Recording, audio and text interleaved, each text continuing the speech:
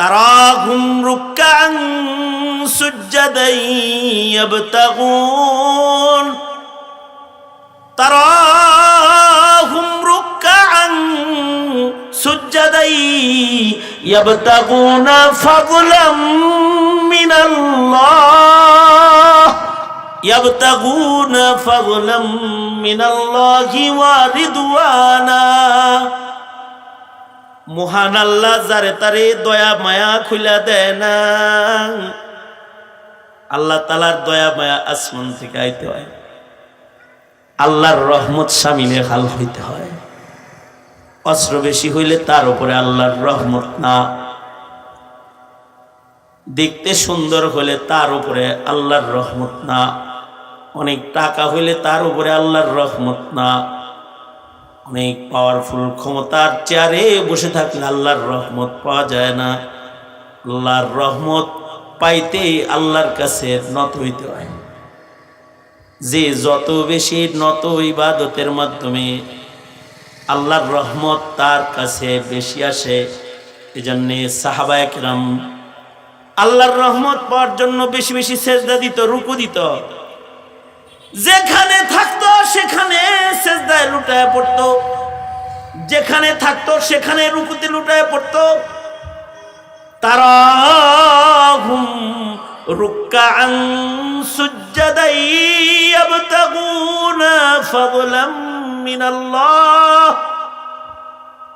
তারাহুম রুকআন সুজদান ইয়াবতাগুনা ফাদলাম মিনাল্লাহি ওয়া রিদওয়ানা। সাহাবায়ে কেরামের গুণ এটা যে আল্লাহর ফজল, করুণা, দয়া, মায়া এটা পাওয়ার লেগে তারা রুকুতে পড়ে যেত, সেজদায় পড়ে যেত। যারা সেজদা দেয় তাদের উপরে আল্লাহ খুশি হয়, যারা রুকুতে থাকে তাদের উপরে খুশি হয়। ঘরেও নামাজ পড়ে, মসজিদেও নামাজ পড়ে, আল্লাহ খুশি হয়ে নিজের বান্দার খাতার ভিতরে তাদের নাম উঠায়া দেয়। রুকু সেজদা বেশি, ইবাদত বেশি। সাহাবায়ে কেরামের গুনাহ কম, ইবাদত বেশি।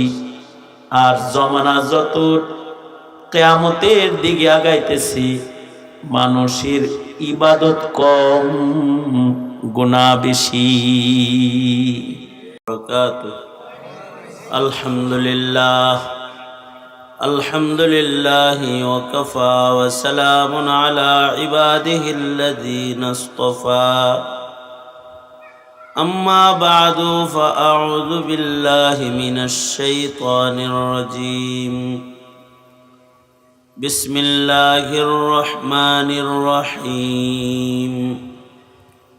محمد رسول الله والذين معه أشداء على الكفار رحماء بينهم تراهم ركعا سجدا يبتغون فضلا من الله ورضوانا سيماهم في وجوههم من أثر السجود ذلك مثلهم في التوراة ومثلهم في الإنجيل كزرع أخرج شطأه فآزره فاستغلظ فاستوى على سوقه يعجب الزراع ليغيظ بهم الكفار وعد الله الذين آمنوا وعملوا الصالحات منهم مغفرة وأجرا عظيما. وقال النبي صلى الله عليه وسلم الله الله في أصحابي لا تتخذوهم غرضا من بعدي فمن أحبهم فبحبي أحبهم ومن أبغضهم فببغضي أبغضهم وخير القرون قرني ثم الذين يلونهم ثم الذين يلونهم وقال النبي صلى الله عليه وسلم طوبى من آمن ورآني وطوبى من آمن ورآ من رآني وطوبى من آمن ورآ من رآ من رآ من رآني أو كما قال عليه الصلاة والسلام اللهم صل على محمد وعلى آل محمد كما صليت على إبراهيم وعلى آل إبراهيم إنك حميد مجيد اللهم بارك على محمد وعلى آل محمد كما باركت على إبراهيم وعلى آل إبراهيم إنك حميد مجيد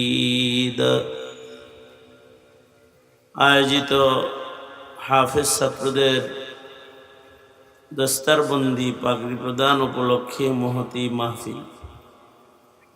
মাহফিলের মোহতারাম সভাপতি, উপস্থিত হযরত, বুজুর্গ উলামায়ে কেরাম, সম্মুখপানে সমবেত দিন প্রিয়, ইসলাম প্রিয়, দিনদার ইমানদার মুমিন মুসলমান ভাইয়েরা, পর্দার আড়াল থেকে আলোচনায় শামিল মা বোনেরা, আল্লাহর দরবারে শুকর, আল্লাহ তাআলা একটা মাদ্রাসার মাহফিলে দ্বীনি নসিহতের মজলিসে ওলামাদের সোহবতে জান্নাতের বাগানে আল্লাহ তাআলা আমাদের আসার বসার তৌফিক দান করেছেন। এজন্য কালিমাতুশ শুকর পড়ি, শুকরিয়া আদায় করি, জবান খুলে মুহাব্বতে ভক্তি ভরে সমস্বরে আওয়াজ করে বলেন আলহামদুলিল্লাহ। উলামায়ে দ্বীন কথা বলেছেন এবং আমার পরেও কথা বলবেন। আমি 2 দিনের সফরে বরিশালে, সফরের একটা ছোট্ট অংশ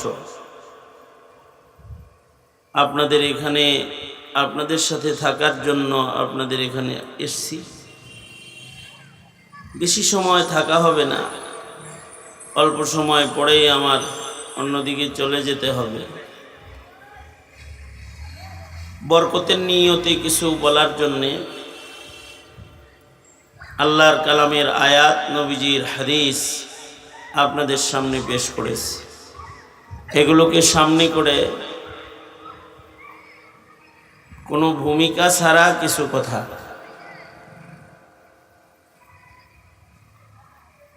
দিন যাইতেছে, আমরা জমানায়ে নবুয়ত থেকে দূরে সরতেছি, আর দিন যাইতেছে আমরা কিয়ামতের কাছাকাছি হইতেছি। আমি বসছি কয়েক মিনিট, এই কয়েক মিনিট আগে যে সময়টা গেছে, ওই সময়টা এখন যে সময়টা চলতেছে এর চেয়ে ভালো।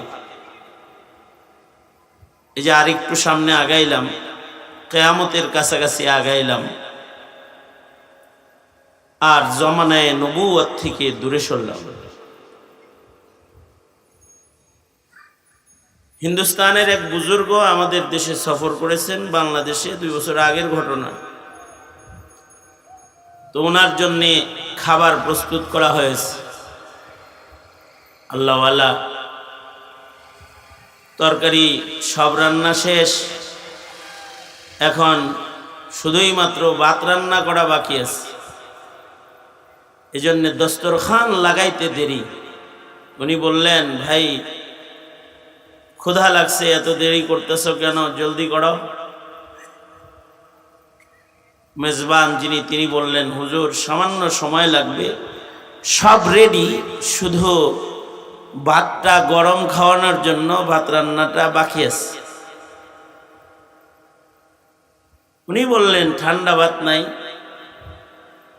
ও তো পানি দিয়ে খাইতে হইব, নরম নরম হয়ে গেছে, ঠান্ডা ভাত পান্তা খাইতে হইব। বুজুর্গ বললেন, পান্তাটাই আনো, আমার কাছে গরম ভাতের চাইতে পান্তা ভাত প্রিয়।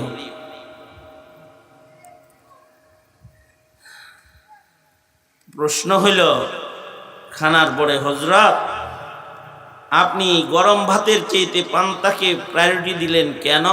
পান্তা ভাত আপনি ভালোবাসেন কেন? কারণ কি? আমি যখন জেলখানায়, তখন জেলখানায় কিছু কিছু পত্রিকা পৌঁছত, দেশীয় গুরুত্বপূর্ণ খবর কাটটা, যেগুলো আজাইরা খবর আছে সেইগুলার পাতাগুলা দিয়ে দিত জেলখানায়। দেশে কই মিছিল হইছে, কি হইছে, আন্দোলন হয়েছে কি হয় নাই, দেশের কোন পরিবর্তন হইল কিনা, এত কিছু জানা যেত না। মেন মেন খবরগুলো কেটে দিত, আর যত আজাইরা খবর আছে সেই সহ কাটা পত্রিকাটা জেলখানায় যাইত। জেলখানায় একবার আমি পত্রিকা হাতে নিছি পড়ার জন্য, তো ওখানে দেখি একটা আর্টিকেল আছে পান্তা ভাতের উপকারিতা। পান্তা ভাতের উপকারিতা কি কি এটা পত্রিকায় ছাপা হয়েছে। পত্রিকার ভিতরে পান্তা ভাতের উপকারিতা আছে। আমার প্রশ্ন হৃদয়ে যে এই বুজুর্গর কাছে পান্তা ভাত প্রিয় হওয়ার কি কারণ আছে? ফজিলতুল পান্তা ভাত আমি পত্রিকায় যা পড়ছি ওইগুলা আর ওনারটার সাথে কি মিল আছে শুনি। জিজ্ঞাসা, হযরত পান্তা ভাত কেন ভালোবাসেন? উনি বললেন, পান্তা ভাতটা জমানায়ে নবুয়তের কাছাকাছি জন্মগ্রহণ করেছে, আর গরম ভাত যেটা, এটা কিয়ামতের কাছাকাছি জন্মাইছে। এটার অস্তিত্ব পরে এসেছে, ওইটার অস্তিত্ব আগে এসেছে। সাবিকুন সাবিকুন উলাইকাল মুকাররাবুন, আগের যারা এডি ভালো, পরেরটা নিম্নমানের। দিন যাইতেছে, জনগণ বাড়তেছে, রিজিকও বাড়তেছে। আগের দিনের পেয়ারার স্বাদ বেশি ছিল, এখন দিন যাইতেছে পেয়ারার স্বাদও কমতেছে, ফল ফলাদির স্বাদ কমতেছে। মানুষ খালি দেশাল মাছ খোঁজে, দেশাল শশা খোঁজে, হাইব্রিড থেকে বাঁচতে চায়। দিন যাইতেছে, সব জিনিসের স্বাদও যেন কেমন কমে যেতেছে।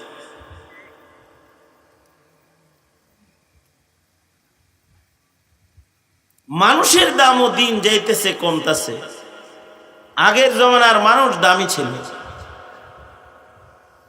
জমানা উন্নত হইতেছে, চাকচিক্য দেখতে সুন্দর হইতেছে, আধুনিক প্রযুক্তিতে অনেক অগ্রসর হইতেছে, কিন্তু মানুষের মূল্য ধীরে ধীরে দিন যাইতেছে তো কমতেছে, মানুষের দাম কমতেছে। কাপড়ের দাম বাড়লেও কাপড়ের ভেতরের লোকটার দাম কমে যেতেছে। জুতার দাম বাড়লেও যার পায়ে জুতা আছে পাউডার দাম কমে যেতেছে। দামি দামি প্রাসাদ ঘর নির্মিত হলেও ঘরের মানুষগুলার মূল্য কমে যেতেছে। আর আগের জমানা যেটা ছিল, এটা হলো আসবাব কম দামি ছিল, কিন্তু মানুষটা দামি ছিল।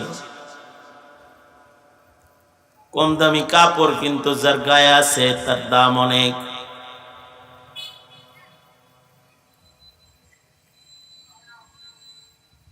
হযরত ওমর 18 তালির জামা পরছে। মসজিদুল আকসা বিজয়ের জন্য হযরত ওমর খালিদ ইবনুল ওয়ালিদকে সেনাপতি বানায়া ফিলিস্তিন দখল করতে একটা বাহিনী পাঠায়া দিলেন। তখনও তাওরাতের আলেম যারা, তারা জীবিত ছিল ওই সময়।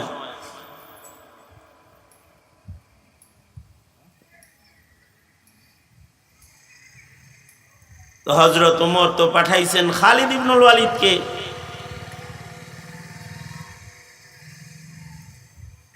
ফিলিস্তিনে মসজিদুল আকসা যাদের দখলে আছে তারা বলল, আমরা মুসলিম তোমাদের কাছে পরাজিত বটে, কিন্তু আমাদের আসমানি কিতাবে যার হাতে চাবি দিতে হবে তার যে কিছু আওসাফের বর্ণনা আছে, সেই লোক তুমি না।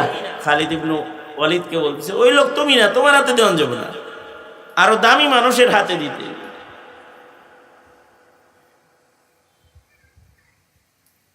সাহাবীদের বর্ণনা শুধু কোরআনে না, আসমানি কিতাবেও ছিল বিদ্যমান। আল্লাহু আকবার বলে।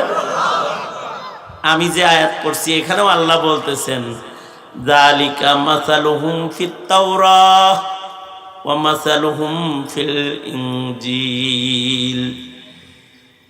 আসমানি তাওরাত জবুরে সাহাবীদের গুণগান আল্লাহ তাআলা পূর্বের যুগের মানুষদেরকে শোনাইছে।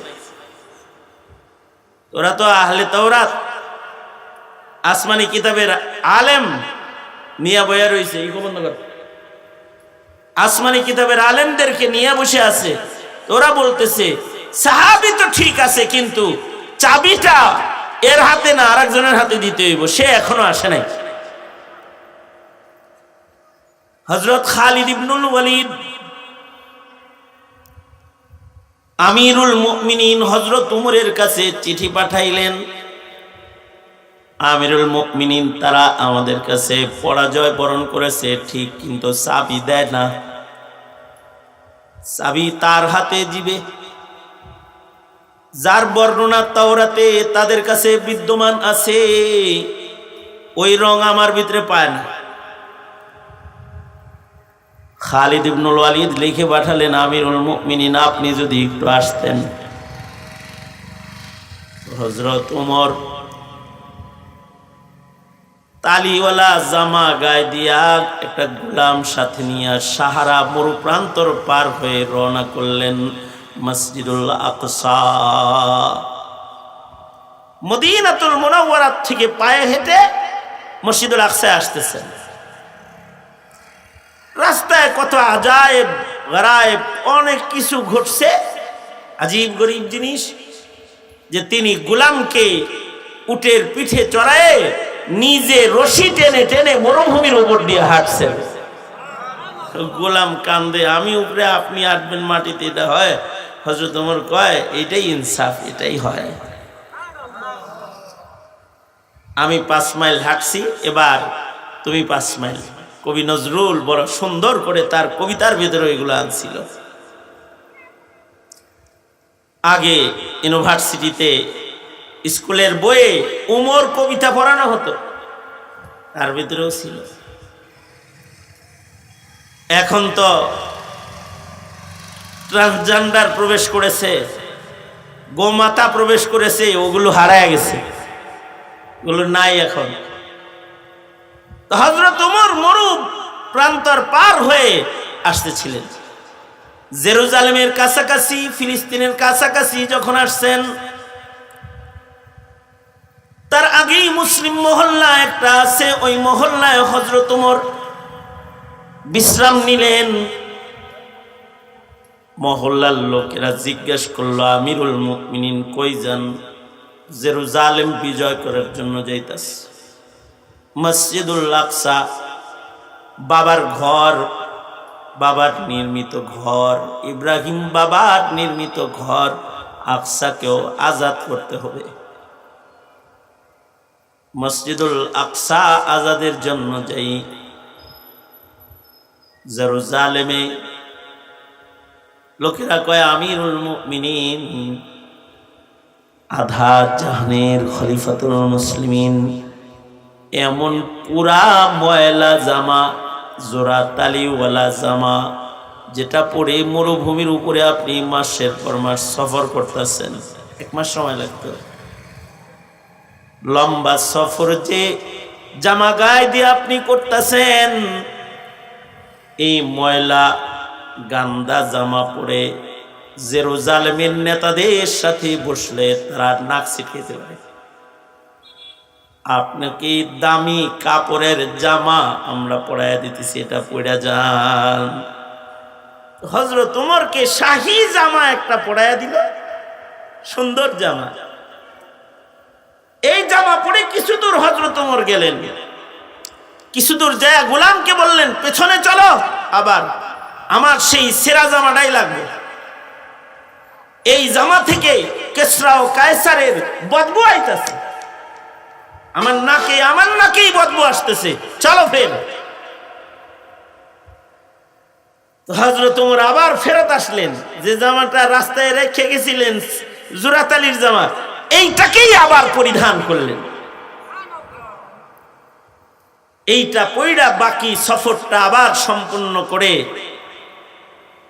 হযরত ওমর যখন জেরুজালেম ঢুকলেন, জেরুজালেমের নেতারা সব হযরত ওমরে এক নজর দেখেই বলে, হ্যাঁ এবার ভালো মানুষের খুশবু পাওয়া যাইতাছে, এবার তাকে পাওয়া গেছে যার কাছে মসজিদুল আকসা তুলে দেয়া যায়। আগের জমানার মানুষের জামা দামি ছিল না,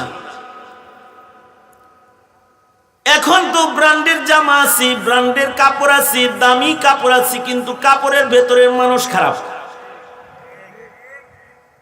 দামি প্রাসাদ, দামি ঘর আছে, কিন্তু ঘরের মানুষটা খারাপ।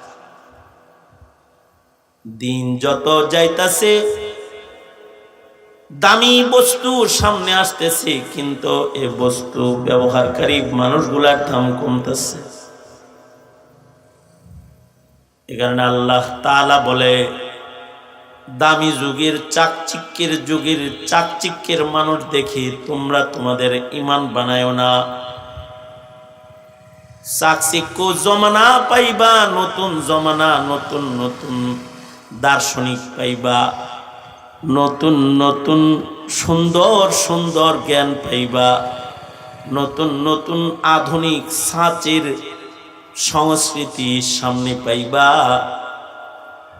কিন্তু আমিনু কামা আমানান নাস। নতুন যুগে তোমরা পুরান মানুষের রং ধারণ করবা। যারা আগের সাহাবায়ে কেরাম, জমানা নতুন কিন্তু তোমরা অনুসরণ করবা পুরানদের। আল্লাহু আকবার বলেন। মানে জমানা নতুন কিন্তু অনুকরণ হবে পুরানের। এই কথাটা কোরআনের, আর কোরআনের কথাগুলো কার কথা? জোরে আওয়াজ করে বলেন। জমানা নতুন হবে কিন্তু পুরান মানুষের অনুকরণ হবে, কারণ পুরান মানুষের দাম বেশি,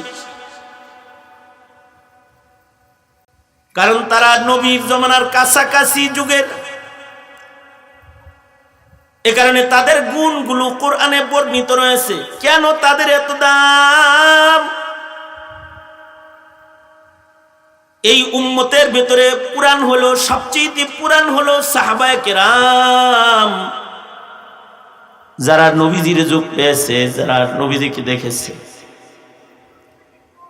যারা ঈমানের সাথে রাসূল দেখছে, তারা বড় ভাগ্যবান, তারা বড় দামি। আল্লাহর রাসূল বলেন, তুবা মান আমানা ওয়া রাআনি। রাসূল বলেন, তুবা মান আমানা ওয়া রাআনি। ভাগ্যবান হলো সে, সৌভাগ্যবান সে যে আমার জমানায় ঈমান আনছি এবং আমায় দেখেছি।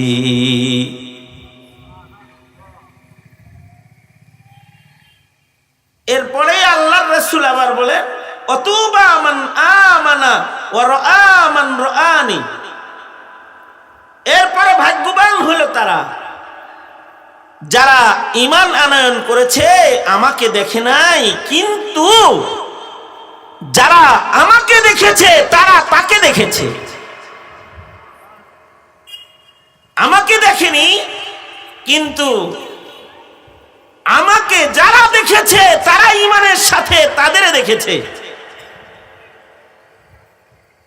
অর্থাৎ ঈমানের সাথে যারা আবু বকর, ওমর, উসমান, আলী, খালিদ ইবনুল ওয়ালিদ, সাহাবায়ে কেরামদেরকে যারা দেখেছে ঈমানের সাথে, এই মানুষগুলা হলো তাবেঈ। এই মানুষগুলাকে কি বলে? এই এই আমার দিকে তাকান মিয়া, ঢাকাতে বইছি এনে, বরিশাল ডেলি আসি আমি। মোবাইল টিভি বাদ দেন, মোবাইল দেন, কতক্ষণ পর এটা দেখেন।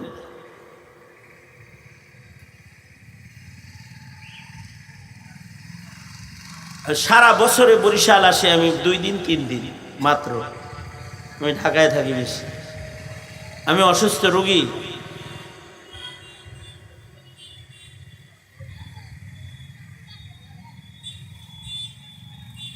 জেল জীবনের কষ্টের পরে আমি আরো বেশি অসুস্থ। লম্বা সফর আমার দেহে নেয় না। আইসা পড়ছি, আপনি নাক বরাবর বৈশা অন্যদিকে চাইবেন, আমার মনটা তখন কি চায় জানেন? যারা আমার কাছাকাছি বৈশা আমারে কথা বলতে দিয়ে অন্যদিকে চান, আমার মনটা কয় যে তারে কথা বলতে দিয়া আমি যাই গে, এটা মনে চায়।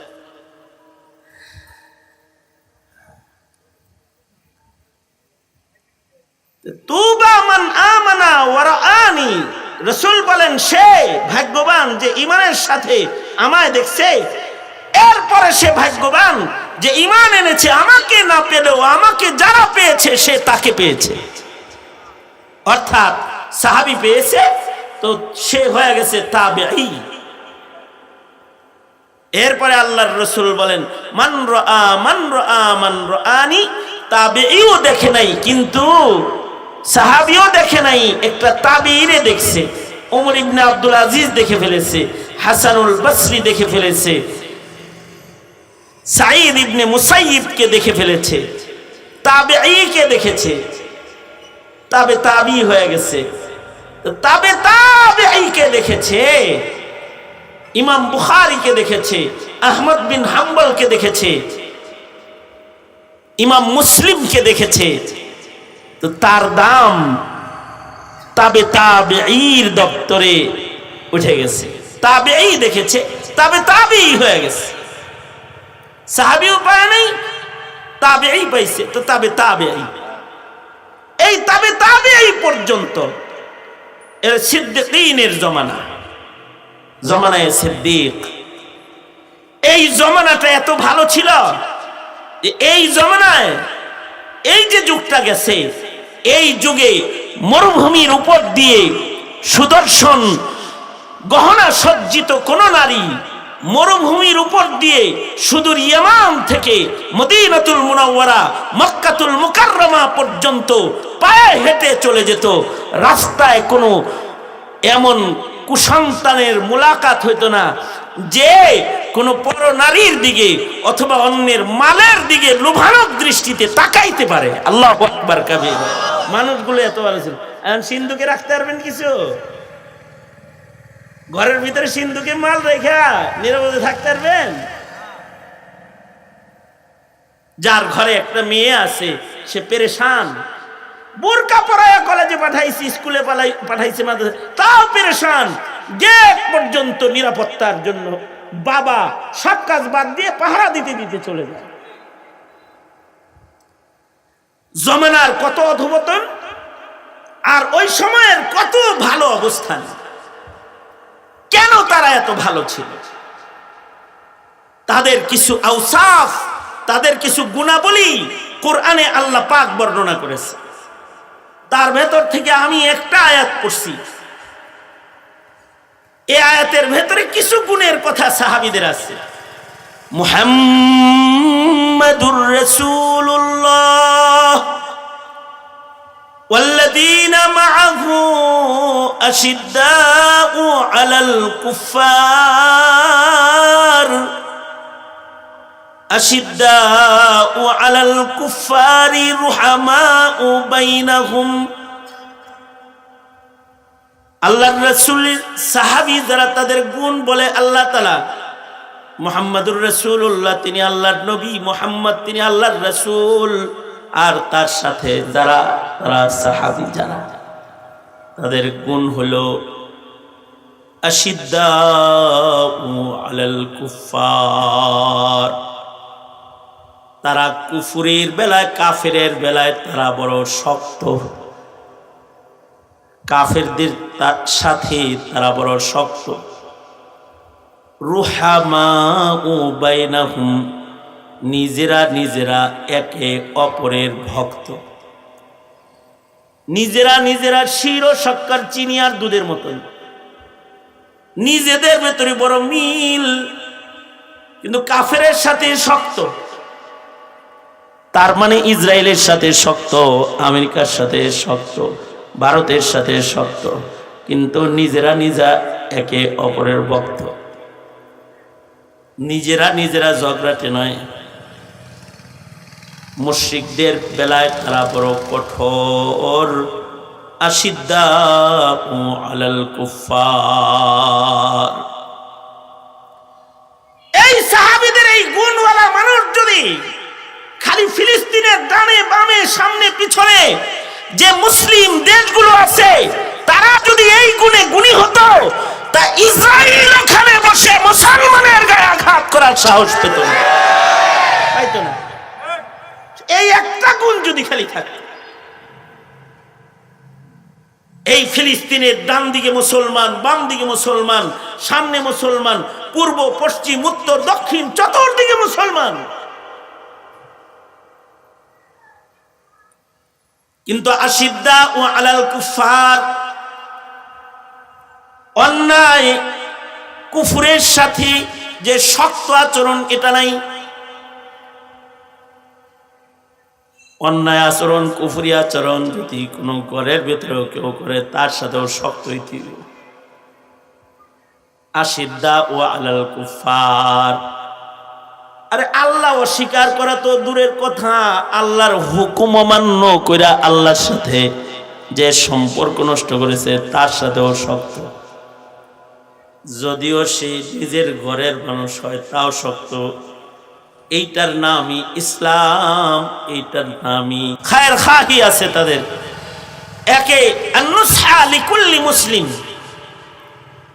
এর উপরে ইমাম বুখারী রাহমাতুল্লাহ আলাইহি আলাদা তারজমাতুল বাব কায়েম করেছেন। সব মুসলমান মুসলমানের খায়ের খা হইতে হইব, তাইলে সে মুসলমান। আল্লাহর রাসূলের সুস্পষ্ট হাদিস, আল মুসলিমু মান সালিম আল মুসলিমুনা মিন লিসানিহি ওয়া ইয়াদিহি, যেই মুসলমানের জবান আর যেই মুসলমানের হাত থেকে আরেক মুসলমান নিরাপদ না, সে আসলে মুসলমান না। নবীজির কথা বুঝা থাকলে বলেন, নবীজির কথা আসলে কার কথা? জোরে আওয়াজ করে বলেন। কারণ নবীজি কি নিজের থেকে কিছু কয়? নিজের থেকে রাসূল কিছু বলে না।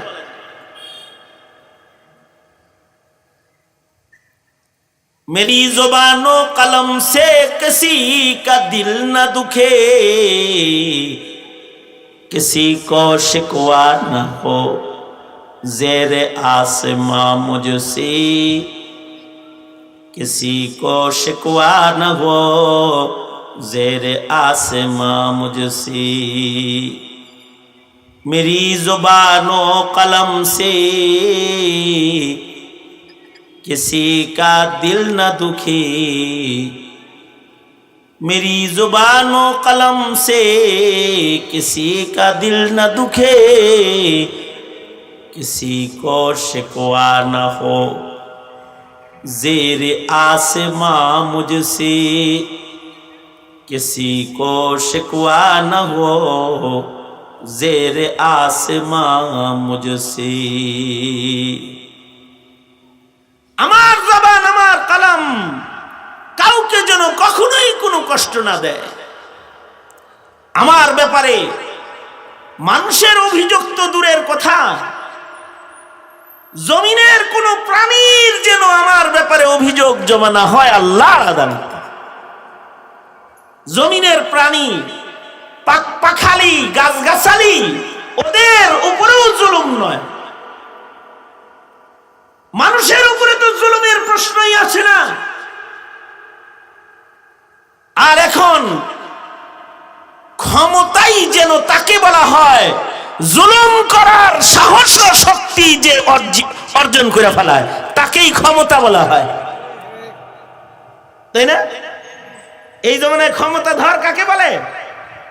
ক্ষমতাধর দেশ, ক্ষমতাধর ব্যক্তি, ক্ষমতাধর নেতা। ক্ষমতাধর হলো সে যে জুলুম করতে পারে। জমানার পরিভাষা এখন এটা, জমানার পরিভাষা হলো যে আরেকজন রে হাতের দ্বারায় দমন করতে পারবে, মুখের দ্বারায় দমন করতে পারবে, অস্ত্রের দ্বারায় অর্থের দ্বারায় দমন পীড়ন করতে পারবে, সে যেন ক্ষমতাধর। ঠিক না বে ঠিক? তাই হয়েছে না? এটার নাম ইসলাম না, অথবা এটার নাম মুসলমানিত্ব না। मेरी जुबानो कलम से, मेरी जुबानो कलम से किसी का दिल न दुखे, किसी को शिकवा न हो ज़ेरे आसमां मुझसे, किसी को शिकवा न हो ज़ेरे आसमां मुझसे।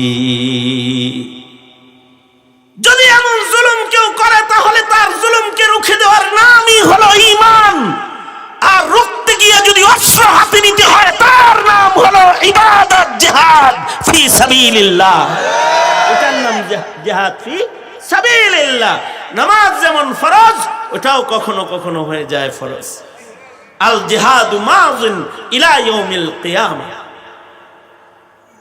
আজ ফিলিস্তিনের আমার মজলুম ভাই বোনদের উপরে যেই জুলম ইসরায়েল করছে, ইহুদি নাসারাদের ইন্ধনে সকল কুফরি শক্তি এক হয়ে যেভাবে মাসুম নারী শিশুকে হত্যা করছে, দেখে দেখে মানব বসতি, দেখে দেখে বোমার আঘাতে আঘাতে গণহত্যা যেভাবে তারা করছে, সারা দুনিয়ার মুসলমান শুধুই মাত্র চোখের পানি অথবা হৃদয়ের ব্যথা প্রকাশের মাধ্যমেই এইটার হক আদায় সম্ভব নয়। এখন যেন সারা দুনিয়ার মুসলমানের উপরে ফরিজা ইবাদতে পরিণত হয়েছে ইসরায়েলের বিরুদ্ধে জিহাদ করো। এটা একটা ইবাদতে পরিণত হয়েছে। কারণ আল্লাহর পছন্দের মানুষের গুণ কি? এটা মুহাম্মাদুর রাসূলুল্লাহ, মুহাম্মাদুর রাসূলুল্লাহ ওয়াল্লাযীনা মা'আহু আশিদ্দাউ আলাল কুফফার, ওয়াল্লাযীনা মা'আহু আশিদ্দাউ আলাল কুফফার, আশিদ্দাউ আলাল কুফফার। আল্লাহর পছন্দের বান্দার গুণ কাফেরের সাথে হইব শক্ত, রুহামা ও বাইনাহুম, আর নিজেরা হইতে হইব দরদমন্দ। গতকালকে যে বিক্ষোভ হয়েছে এটা দরদমন্দের একটা আলামত। ভিসা নাই, ফিলিস্তিন যাওয়ার ক্ষমতা নাই, কম আজ কম আপোষে যে মোহাব্বত আছে এটা তো প্রকাশ করি। ইতিহাস মোহাব্বতেরও একটা ইতিহাস। এটা হলো আপোষে রুহামা উবাইনাহুম এর ইতিহাস। কারণ মুসলমানরা হলো কাজাসাদিন ওয়াহিদিন, রুহামা উবাইনাহুম। যাক, একই বিষয়ে, এই বিষয়ে শুধু কথা বললে, ইতিহাসের পাতা উল্টাইলে এক বিষয়েই লম্বা হয়ে যাবে। এই দুইটা গুণ, আশিদ্দা আলাল কুফফার, রুহামা বাইনাহুম। তৃতীয়, তারাহুম রুকআন সুজদান ইয়াবতাগুন, তারা সুজ্জাদাই ইয়াবতাগুনা ফাদলাম মিনাল্লাহ ইয়াবতাগুনা ফাদলাম মিনাল্লাহি ওয়া রিদওয়ানা। মহান আল্লাহ যারে তারে দয়া মায়া খুলে দেয় না। আল্লাহ তাআলার দয়া মায়া আসমান থেকে আইতে হয়, আল্লাহর রহমত শামিলে হাল হইতে হয়। অস্ত্র বেশি হইলে তার উপরে আল্লাহর রহমত না, দেখতে সুন্দর হলে তার উপরে আল্লাহর রহমত না, অনেক টাকা হইলে তার উপরে আল্লাহর রহমত না, অনেক পাওয়ারফুল ক্ষমতার চেয়ারে বসে থাকলে আল্লাহর রহমত পাওয়া যায় না। আল্লাহর রহমত পাইতে আল্লাহর কাছে নত হইতে হয়। যে যত বেশি নত ইবাদতের মাধ্যমে আল্লাহর রহমত তার কাছে বেশি আসে। এজন্যে সাহাবায়ে কেরাম আল্লাহর রহমত পাওয়ার জন্য বেশি বেশি সেজদা দিত, রুকু দিত। যেখানে থাকতো সেখানে সেজদায় লুটায় পড়তো, যেখানে থাকতো সেখানে রুকুতে লুটায় পড়তো। তারাহুম রুকআন সুজ্জাদাই ইয়াবতাগুনা ফাদলাম মিনাল্লাহ। তারাহুম রুকআন সুজ্জাদাই ইয়াবতাগুনা ফাদলাম মিনাল্লাহি ওয়া রিদওয়ানা। সাহাবায়ে কেরামের গুণ এটা যে আল্লাহর ফজল, করুণা, দয়া, মায়া এটা পাওয়ার লেগে তারা রুকুতে পড়ে যেত, সেজদায় পড়ে যেত। যারা সেজদা দেয় তাদের উপরে আল্লাহ খুশি হয়, যারা রুকুতে থাকে তাদের উপরে খুশি হয়। ঘরেও নামাজ পড়ে, মসজিদেও নামাজ পড়ে, আল্লাহ খুশি হয়ে নিজের বান্দার খাতার ভিতরে তাদের নাম উঠায়া দেয়। রুকু সেজদা বেশি, ইবাদত বেশি।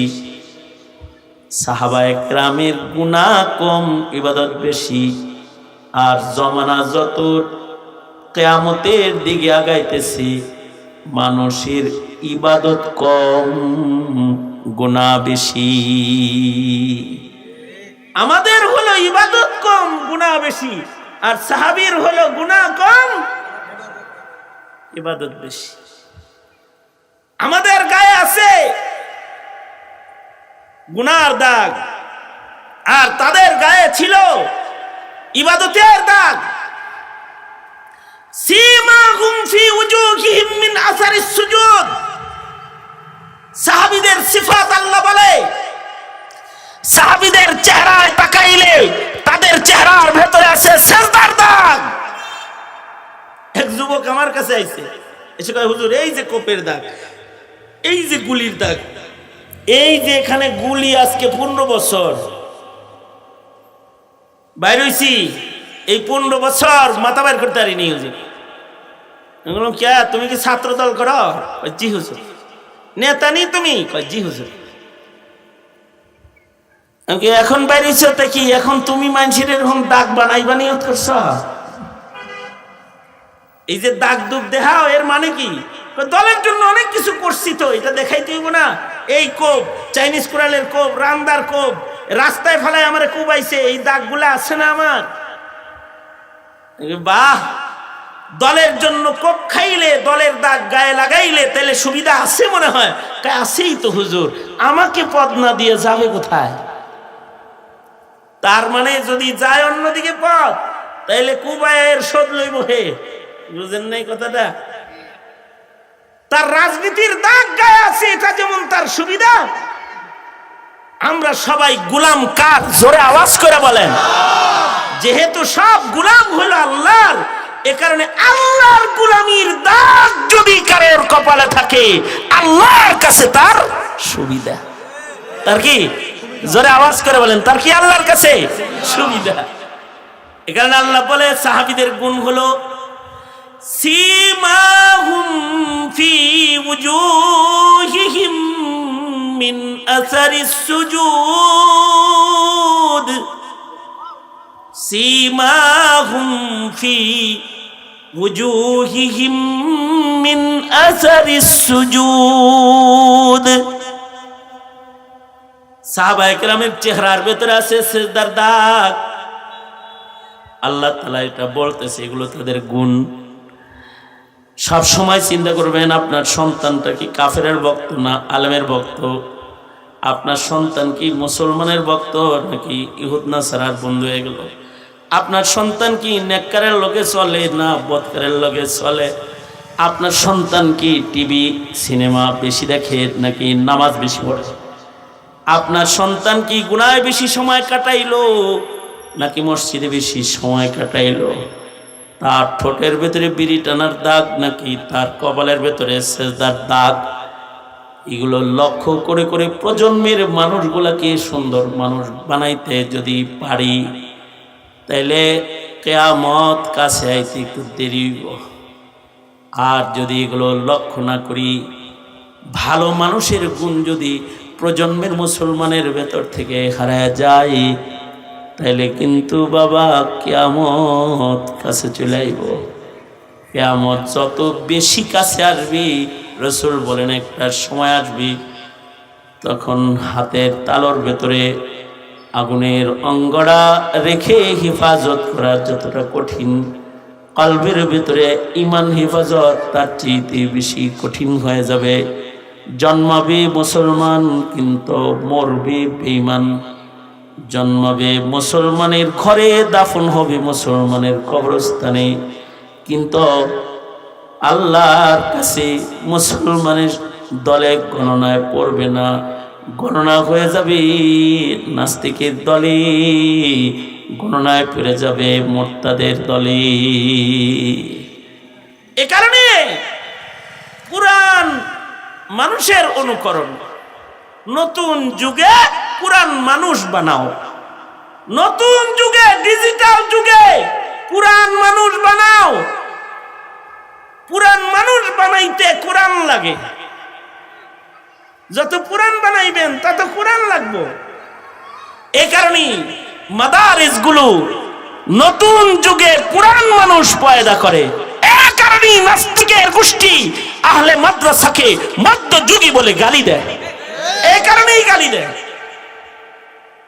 অথচ যত পুরান রং আসবে তত আল্লাহর কাছে মাহবুবিয়ত বাড়বে।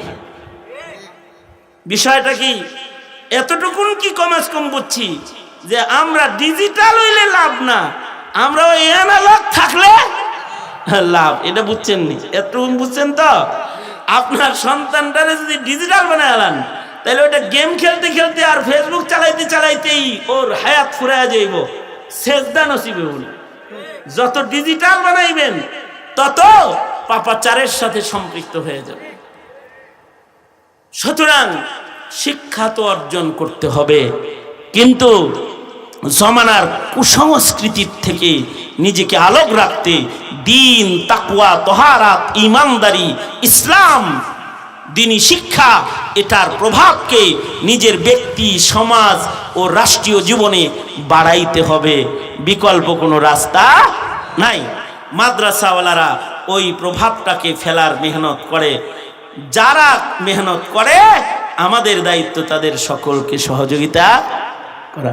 সুতরাং মাদ্রাসাওয়ালাদেরকে সহযোগিতা করবেন তো ইনশাআল্লাহ? কারা কারা ইনশাআল্লাহ সহযোগিতা করবেন? ইনশাআল্লাহ আহলে মাদ্রাসার সাথে থাকবেন, বাস এটাই কথা। আসেন, পুরান যুগে যে দামি মানুষগুলো আমাদের থেকে চলে গেছে, নতুন যুগে আমরা তাদের অনুকরণকারী আল্লাহর মাহবুব মুসলিম মুমিন হই।